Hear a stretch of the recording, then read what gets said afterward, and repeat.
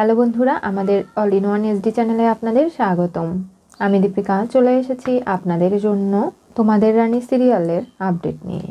যখনই দুর্জয় ফোন করে অনিকের কাছে উল্টাপাল্টা কথা শুনতে শুরু করে যে ওখানে বসে থেকেও রানী আমার পেছনে লেগেছে, আমাকে নিয়ে গোয়েন্দাগিরি করছে, দুর্জয় বোঝায় যে আমিও তো ডাক্তার, চেন্নাইতে আমার কয়েকজন পরিচিত ডাক্তার রয়েছে অনিতা, আমি তাদের মাধ্যমে তোমাকে দেখাতে চাই তুমি কোনোভাবে কোনো ফ্রড ডাক্তারের কাছে না পড়ে যাও। এতগুলো টাকার ব্যাপার, তাই সাবধানতা অবলম্বন করছি। দেখো, তোমরা টাকা না দিতে পারলে দেবে না, এরকম এত বারবার আমাকে কষ্ট দেওয়ার কোনো মান নেই, এই বলে ফোন কেটে দেয়। দেখলে দুর্জয়, তুমি অনিকদার ব্যবহার আচরণ, আমার কিন্তু মোটেও বিষয়টা ভালো লাগছে না।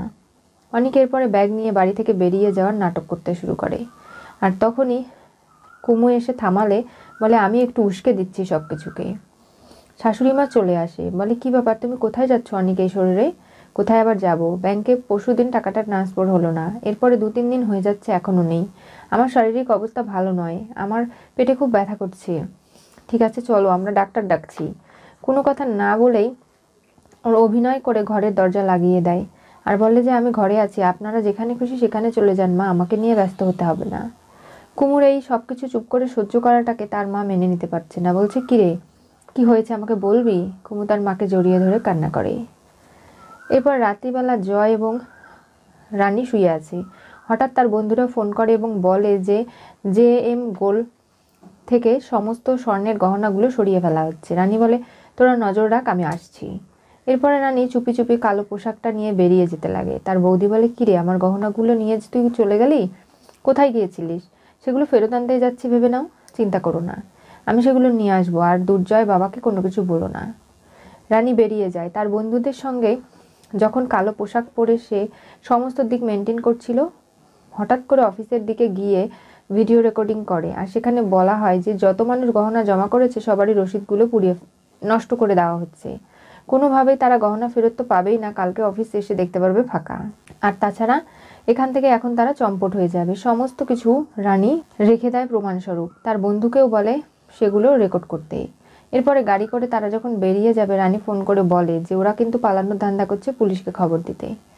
পুলিশ আসার আগেই রানীরা পথ আটকে দাঁড়িয়ে থাকে এবং তাদের যেতে দেবে না, ভাবে যে ডাকাত দল এসেছে নাকি, এতগুলো গহনা নিয়ে যাচ্ছি তাই ওদেরকে উপর দিয়ে নিয়ে যেতে হবে, কোনোভাবেই ওদেরকে বাঁচতে দিলে চলবে না। সবাই যে যার মতো দূরে সরে যায়, কিন্তু হঠাৎ রানীর পেটে ব্যথা করতে লাগলে রানী সরতে পারে না। তখনই গাড়িটা এসে রানীকে শেষ করে দিতে চাইলে দুর্জয় এসে রানীকে বাঁচিয়ে নেয়। এরপরে রানীর মুখটা খুলে যায়। দুর্জয় দেখে অবাক হয়ে যায়, বলে আমি কতবার তোমাকে জিজ্ঞাসা করেছি রানী, তুমি আমাকে কিচ্ছু বলনি, তুমি এরকম করে আমাকে ঠকালে, আজকে তোমার কঠিন শাস্তি হবে, আমি তোমাকে কোনোভাবেই ক্ষমা করব না। তোমার গর্ভে যে সন্তান আছে সে শুধু তোমার নয় রানী, সে কিন্তু আমারও। আমার সন্তানের যদি কোনো ক্ষতি হয়ে যায় রানী, আমি তোমাকে কখনো ক্ষমা করব না, সেটা নিশ্চয়ই তুমি জানো। আর এইসব কারণেই আমি কিন্তু তোমাকে ছেড়ে এখানে চলে যাচ্ছি। এই বলে দুর্জয় চলে যায়। রানী বোঝানোর চেষ্টা করে যে তুমি আমার একটু কথা শুনো, আবার শুনলে মিথ্যে কথা বলবে আমাকে, আমি সেটা চাই না। কোনো কথা না শুনে দুর্জয় নানাভাবে রানীকে ছেড়ে চলে যায়। রানী খুব কান্না করে, কিন্তু তার কান্না দেখার মতো মানসিকতাও দুর্জয়ের নেই। কি হতে চলেছে তোমাদের রানী সিরিয়ালের পরবর্তী টুইস্টে?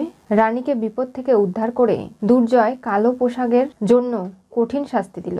দুর্জয় মনে মনে সন্দেহ করতো রানীকেই, কিন্তু রাত্রিবেলা যখন রানী তার বন্ধুদের সঙ্গে কথা বলে এবং বেরিয়ে যায়, তখনই দুর্জয়ের ঘুম ভেঙে যায় এবং সে রানীকে ফলো করতে করতে ওখানে অবধি পৌঁছে যায়। এরপরে হাতে নাতেই আজকে রানীকে ধরে ফেলেছে। এরপরে তো রানীর বলার কোনো কিছু নেই, কারণ রানী এর আগেও এই প্রেগনেন্সি অবস্থায় অনেক বিপজ্জনক কাজ করেছে, যেগুলো দুর্জয় অনেক সাবধান করেছে। কিন্তু আজকে কি হতে বেঁচে গেল, একটুর জন্য রানী এবং তার সন্তানের অনেক বড় ক্ষতি হয়ে যেতে পারত। তাই দুর্জয় আর মানবে না। এরপরে কি ঘটবে জানতে হলে চোখ রাখতে হবে আমাদের চ্যানেলে। পাশে থাকা বেল আইকনটি অবশ্যই করে ক্লিক করুন।